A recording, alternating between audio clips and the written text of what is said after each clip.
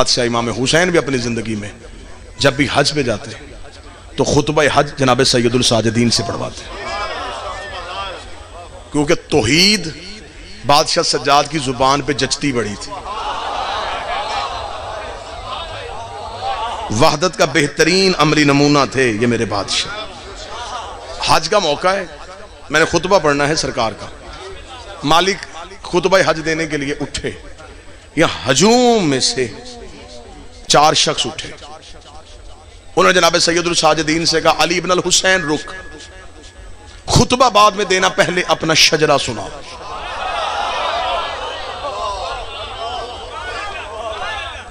مولا سجاد کے رخ رحمت پہ سرخی آئی،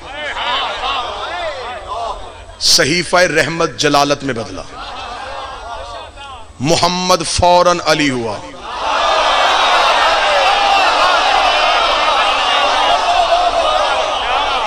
ہیبت الہیہ یوں نور بن کے چمکی۔ مولا سجاد نے انگلی کا اشارہ کر کے تم فوراً یہاں سے نکلو، ایسے نہ ہو کہ یہیں پہ عذاب آئے۔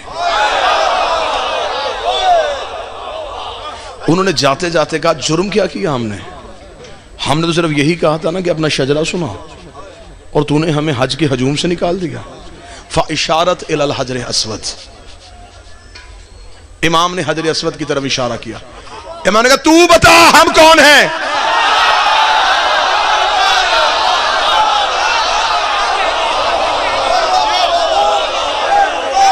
حجر اسود نے پھر خطبہ دیا، اس خطبے کو تاریخ میں کہتے ہیں خطبہ ابیض،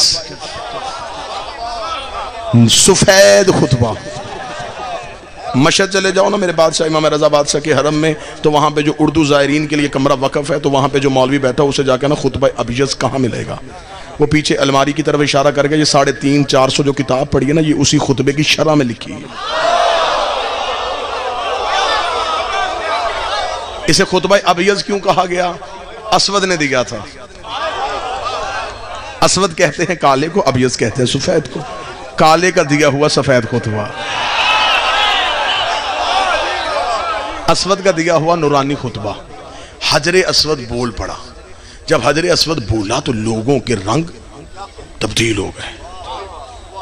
انہوں نے سرکار بادشاہ علی زین العابدین کو گھیرے میں لیا اور لے کے کہا مولا یہ پتھر کیوں بولا؟ امام نے کہا یہ پتھر نہیں ہے۔ شاید اب یہ بات پہلی بار سماعتوں سے ٹکرائے تو دل سے دعا نکلنی چاہیے۔ بادشاہ نے فرمایا یہ پتھر نہیں ہے، جسے تم پتھر سمجھتے ہو یہ پتھر نہیں ہے۔ اس نے کہا مولا پھر یہ کیا ہے؟ فرمایا یہ ایک ملک مقرب ہے، یہ ایک فرشتہ ہے۔ اس نے کہا فرشتہ ہے تو پتھر بن کے کیوں کھڑا ہے؟ امام نے کہا پتھر بن کے کھڑا نہیں، امام نے کہا یہاں آنے سے پہلے جب ہم آلین میں رہتے تھے، احسان کیا اس بندے نے جو اب بولا ہے، پورے خمسے کے بعد اب احسان ہے اس بندے کا جو اس صدر میں بولا ہے۔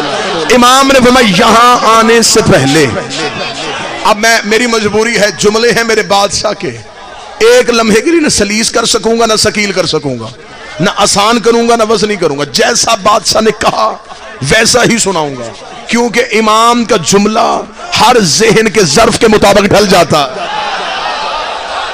یہ حسن ہوتا ہے کلام امام میں، جیسا سننے والا ہو اسے ویسا ہی سمجھ آتا ہے۔ امام نے فرمایا یہاں آنے سے پہلے جب ہم آلین میں رہتے تھے، جب ابلیس نے کہا تھا کہ میں سجدہ نہیں کرتا، خدا نے کہا استکبرت ام کنت من العالین۔ آلین کہتے ہیں علی کی جمع کو، جہاں کم از کم 4 علی رہتے ہوں۔ آیا اور یہ تھا اپنے زمانے کا دوسرا علی۔ فرمایا یہاں آنے سے پہلے جب ہم آلین میں رہتے تھے، لوگوں نے کہا اچھا۔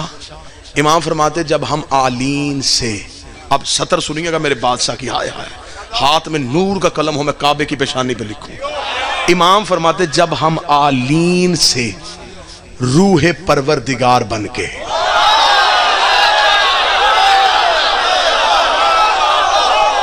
جب ہم فائزہ سویتہ ونفخت فیہ من روحی، جب ہم نے آدم میں اپنی روح پھونکی. مولا فرماتے جب ہم آلین سے روح پروردگار بن کے صلب آدم میں آئے،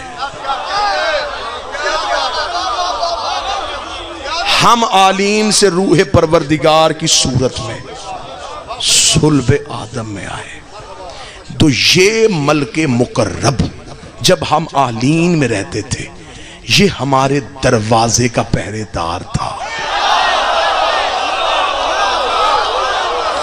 جب ہم صلب آدم میں آئے تو یہ ہماری جدائی میں رویا.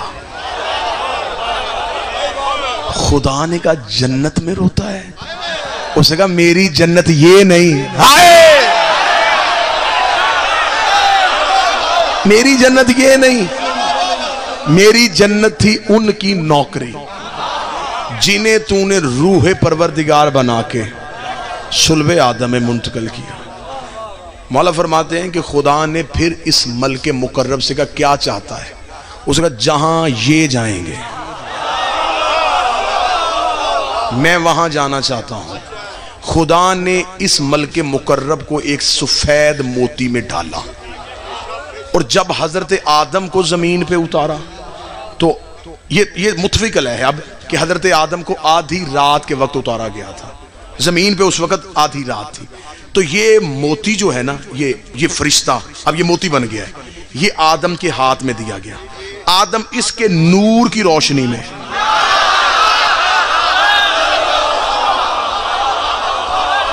اب مجھے نہیں پتا کون سا ظرف قبول کرے گا، اور میں تنہا بھی رہ جاؤں گا تو مجھے پھر بھی بارے میں ہے.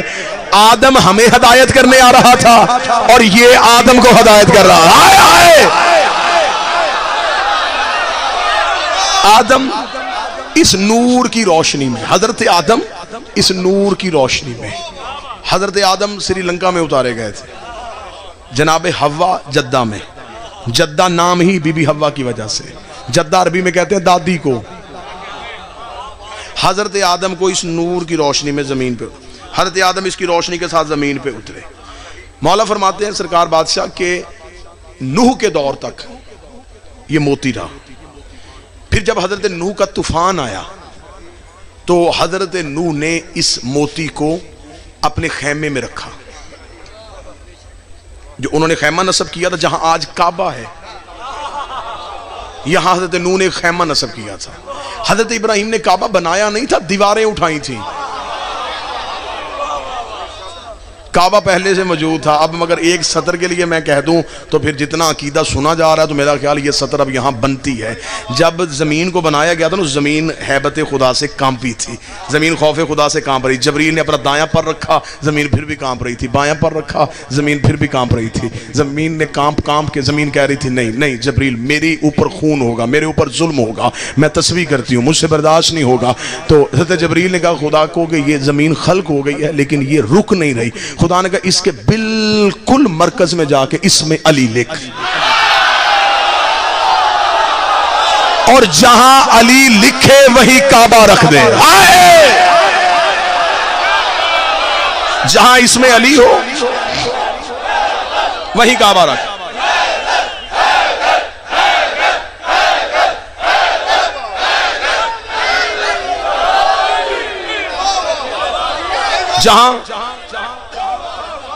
جہاں اس میں علی لکھے. اب ضرورت ہے کہ عقیدہ پڑھا جائے. ابھی میں نے 15 جولائی کربلا گاہ میں شاہ عقیدہ پڑھا ہے اور دشمنان علی نے ایک FIR درج کروائی ہے کہ انہوں نے کہا ہے کہ علی نے آدم بنایا تھا. اس بات پہ FIR ہے اور یہ FIR نہیں ہے، یہ ایک دروازہ کھلا ہے. اب ہم بتائیں گے علی نے کیا کیا بنایا تھا.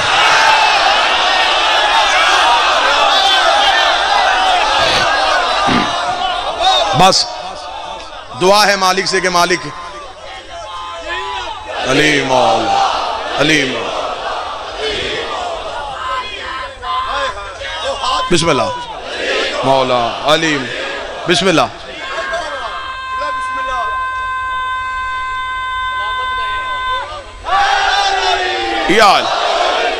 ڈر نہیں ایک لمحے کے لیے. بادشاہ حسین کی عزت کی قسم ہے مجھے جناب سیدہ کا حق پڑھنے کے بعد 6 ماہ کے لیے سزائے موت کی کوٹری میں رکھا گیا تھا. میں نے جیل کی سلاخوں کے اندر بیٹھ کے سیدہ سے وعدہ کیا تھا بی بی سانسیں تو دے دے تیری وکالت میں خیانت میں نہیں کروں گا. اب سانسیں ان کی طرف سے آتی ہیں, اب جتنی دیر زندہ ہیں بس انہی کی وجہ سے ہیں. یہ زبان کاٹ دو جسم و جان کاٹ دو, مدحت مرتضیٰ کی سزا دو مجھے, ٹکڑے ٹکڑے کرو میرا سارا بدن, آگ روشن کرو اور جلا دو مجھے. ذکر شاہ نجف سے رکوں گا نہیں چاہے 100 بار سولی چڑھا دو مجھے, لے کے راکھ میرے جسم کی رکھ کے ہاتھوں پہ اپنے اڑا دو مجھے. 1-2 دن نہیں صبح محشر تلک, جب تلک جہاں تک ہوا جائے گی, ایک حلالی حوالی کا وعدہ ہے یہ, یا علی کی صدا. ہم سے علی نہیں چھینا جا سکتا. جہاں علی لکھا ہے یہی کعبہ رکھ.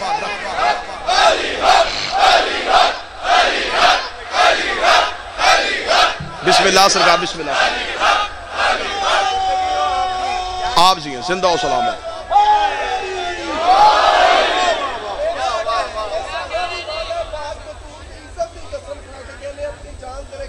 بسم اللہ. پاک سید آپ کو زندگی.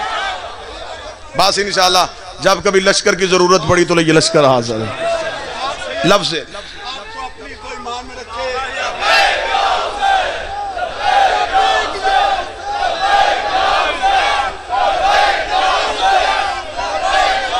بسم اللہ. آپ زندہ و سلامت.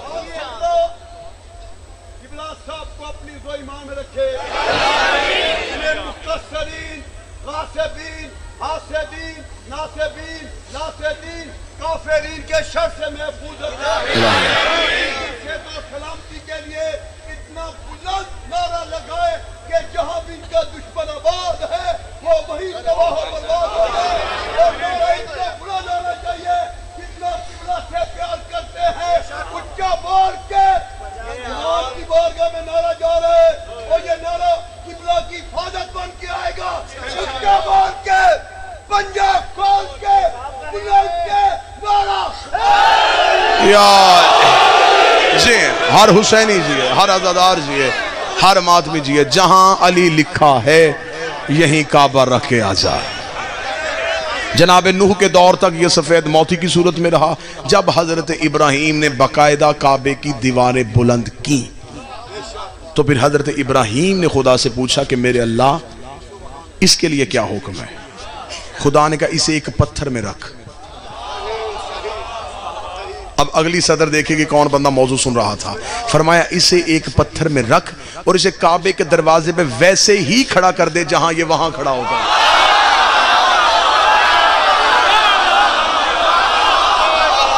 اسے کعبے کے دروازے میں بالکل ویسے ہی کھڑا کر دے. کعبے کے دروازے پہ حجر اسود کعبے کی دیوار پہ نہیں ہے, کعبے کے باہر کھڑا ہے, بالکل ویسے ہی کھڑا ہے جیسے وہاں پہرے دار بن کے کھڑا ہوتا تھا. لوگوں نے دیکھے کہا اچھا مولا تو یہ ملک مقرب ہے, اچھا تو یہ اس لیے کعبے کے دروازے پہ کھڑا ہے, تو مالک اس کی ڈیوٹی کیا ہے, یہ کرتا کیا ہے؟ مالک نے فرمایا واجب کر دیا ہے جو بھی حاجی حج کرنے کے لیے جائے گا وہ حجر اسود کا بوسہ لے گا, حجر اسود کو چومے گا. امام کہتے ہیں یہ حاجیوں کے بوسے دلوانے کے لیے نہیں, یہ ہم نے کعبے کے باہر کھڑا کیا ہوا ہے. جب بھی کوئی حاجی اسے بوسہ دینے لگتا ہے یہ اس کے دل کے اندر جھانک کے دیکھتا ہے, اگر علی ہو تو حج قبول کرتا ہے ورنہ لعنت کر کے واپس کر دیتا ہے.